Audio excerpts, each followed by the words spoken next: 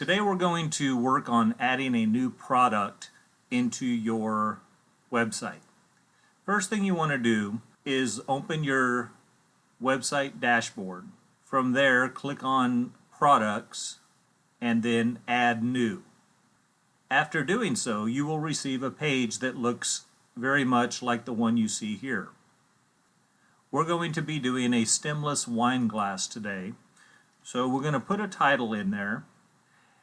Then what we'll do is we will add in our description so that your customer knows what exactly it is you are selling. So we put our description in of the product. Let's add a few other details in here so that our product looks more enticing for your customers. So one of the things that is special just for Cool Mo Design is our special offers area.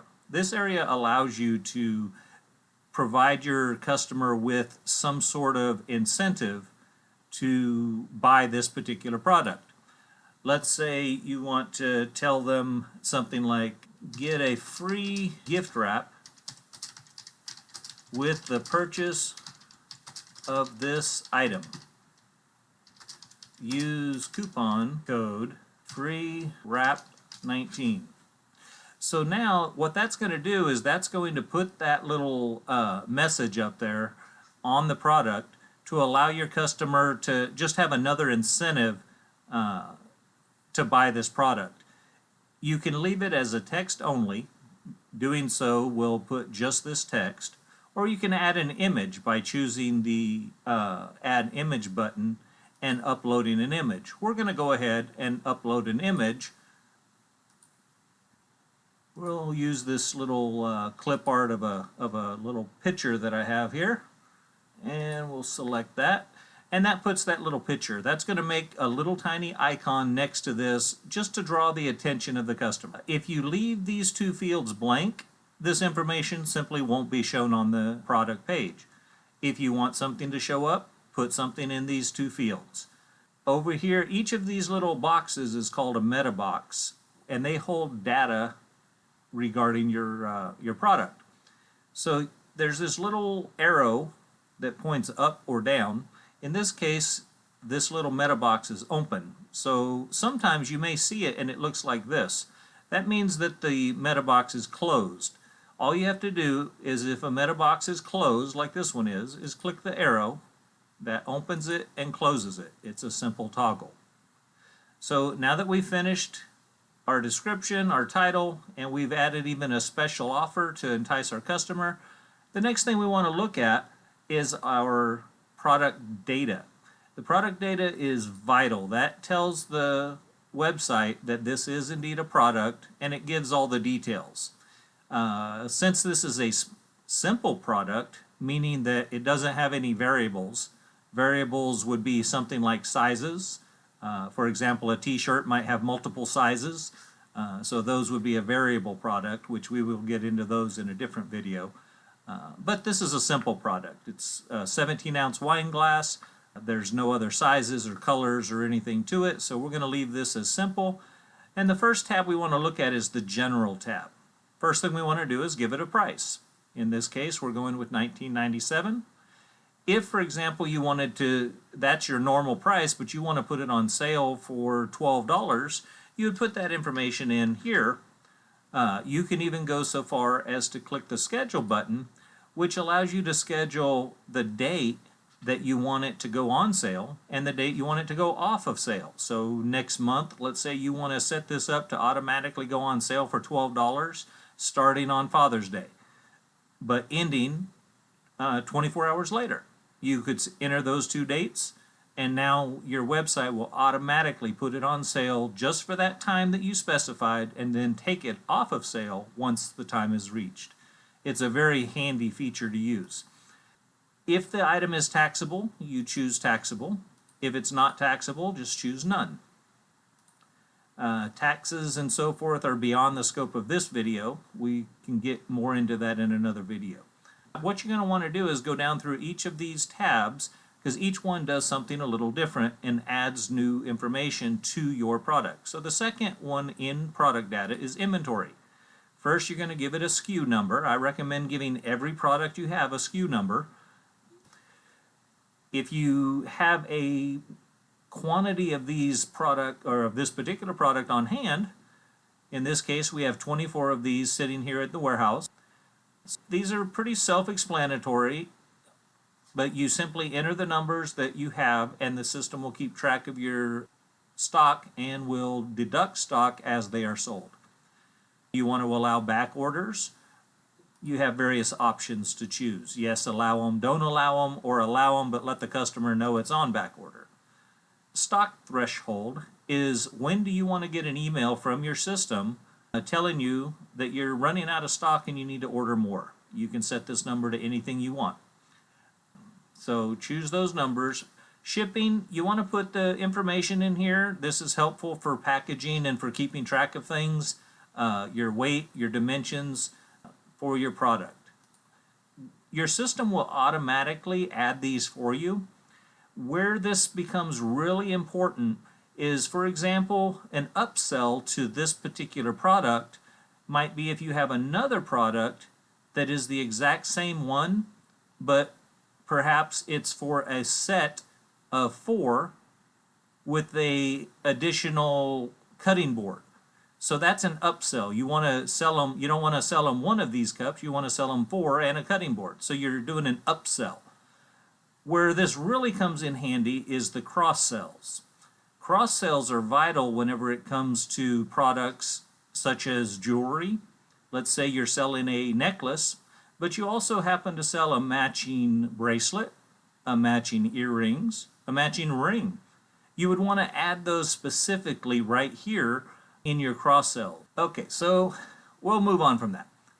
So the next thing is your attributes, which in this case we're not going to be using because it's a simple product.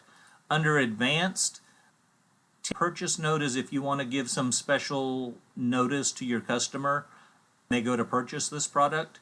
So you would put the note here.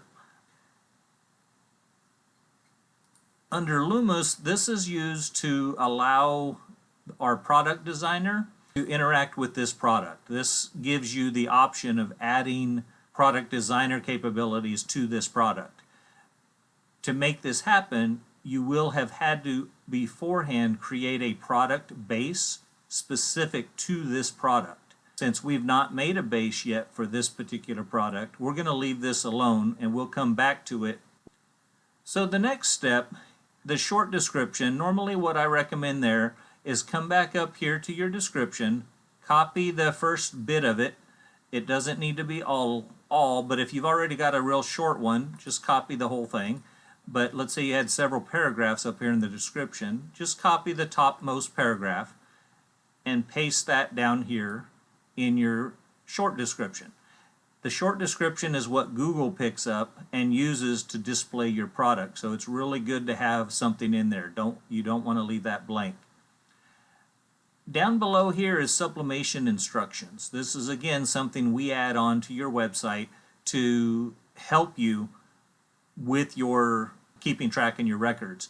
This is never something a customer will see. This is strictly in your back end stuff.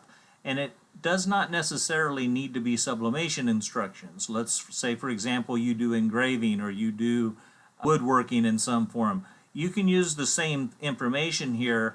It allows you to put notes about this product. For example, let's say you've got a heat press that's a little wonky, and you know that on this particular product, even though you're supposed to do 400 degrees, if you don't heat that thing up to 420 degrees, you know it does not sublimate properly. You can put notes like that to yourself right here in these fields.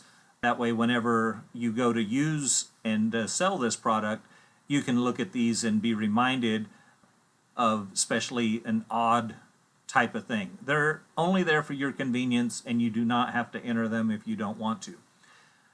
Over here on the right side now, you'll notice the product image. That's vital. You should never ever list a product without a product image. You do not need to put a product gallery, but never bother with a product unless you put at least a single product image. Your pictures are what sells your product. It's vital that you have good photos for your product. So you put your pictures in here. If you have multiple pictures of other, like if I had a bunch of wine glasses that I've done before, I would want to add those additional photos under the product gallery. And you would simply click Add Product Gallery, which opens the media gallery for you to import those photos. It's very simple and straightforward. We're going to go back up to the top here, because the next thing you really need to do is you need to add this product to the categories that it belongs into. You do not want to just put this product into one category. You want to put it into multiple categories. You want to anticipate what your customer is going to be looking for. So in the case of this wine glass, one of the things that they might be looking for is under a gift. It might be a gift for grandparents, for him and for her. Is it a kid's gift? Not likely, but potentially. I would probably not put it there, but I would definitely do teachers. Is it under $20? Add it in there. Is it over 50 or under 50? You can create new categories here. Additionally, like, is it under home and living? Yes, I would call it home and living. Kitchen and dining, maybe home decor. Scroll down through these and just see, would you ever use it in the office? Yeah, it could be a corporate gift type of item, so maybe put it under office. Click the special occasions and put it into the categories where it makes sense that this particular product would work for you. Once you've selected all of the items you want, choose the update button to save all the changes that you've done. If you do not click the update button, you will lose everything you've done and will have basically wasted your time on this entire process. So make sure you always hit this update button to save your changes. Now let's go down a little bit lower. Some of these, depending on your site, may or may not be there. For example, product tags. You can use product tags to help your customer search and to help build search engine optimization. You've heard of SEO for your website. Tags are great. Just be careful and use the same tags over and over again. The idea is for a customer to click on a tag and be taken to all the products that use that same tag. So if you tag a product, like in this case you tag it wine glass, but then the next product you tag it wine glasses, and then in the next product you tag it some totally different word, your customers won't really be able to find it. You want to always use the same tags across all your products. It will help you tremendously. You can put multiple tags for each product. So add those, choose from the most used ones that you have in your system, and again, just be sure to click on that update button. That's really the only things that you need to create your product. Once you've done all that, make sure and hit update. You'll be completely done at that point. We're going to continue this video in the next half to show you how to create your base so that you can use the product designer for this product. As it is right now, the product is a standalone product that is capable of being sold, but it is not capable of being designed by your customer. That we'll do in the next video on product bases.